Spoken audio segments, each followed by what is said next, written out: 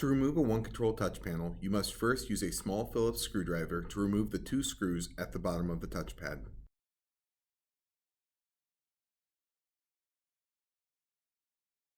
With the screws removed, press upward on the touchpad to remove it from the bracket secured to the wall.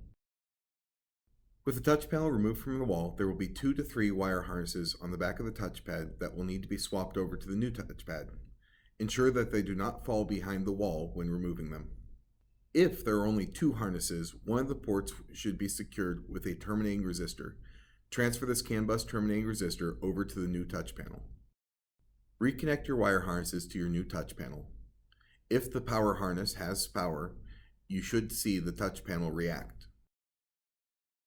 To remount the touch panel, press against the top of the bracket and press and slide down. You should feel the bracket click into place. Once you feel the touch panel click into place, re-secure your screws at the bottom of the touchpad to reconnect it to the bracket and ensure it does not pop out.